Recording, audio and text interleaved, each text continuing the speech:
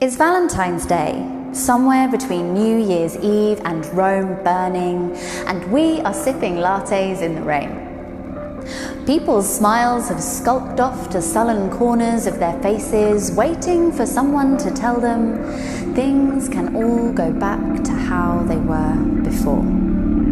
I'd spent the morning listening to a friend who said she was wrestling with a melancholy man trapped inside a folk singer, and I had said, maybe we should start believing them when they tell us exactly who they are. So instead, we drew our mouths on real big and slick with crimson, the way we did when we were 15 and smiling in skate parks, before we learned that our tricks never lasted long. A Cinderella spell that wore off after midnight and excessive dancing, as if truth burns us brilliant down to our undiluted core.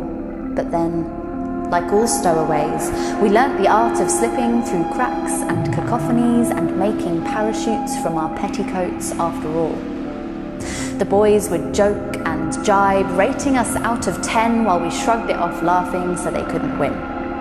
We snarled and snapped our jaws the way we'd learnt already to keep the wolves from our doors, becoming beautiful, barbaric beasts just to spite them. Now they say it's a global apocalypse and everybody's hiding in pairs, the whole world making plyboard, flat-pack arcs against the biblical rising tide of late-stage capitalism. Years after the fists through windows, the free therapy we've dished out, the stroking of angry brows, of tiptoes and bitten tongues. I have an orgasm, tend plants, write poetry and sleep in the center of the bed. I haven't worn a bra in years, and X said he found it offensive the way he could always see my nipples winking at him like an invitation or an insult. But he's no longer living in my head or my body rent-free. After the faded memories of him bruising the carapace of the wall with the missile of his fist and ripping up the poster I had of the woman whose gaze never wavered from the horizon.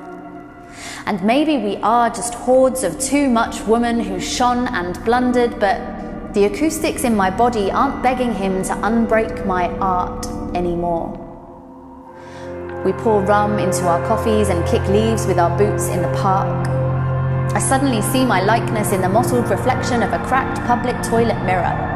A woman in her 30s, gloriously alone and vital, and I think, isn't it a rare miracle how, somehow by accident, we become everything we've ever wanted to be?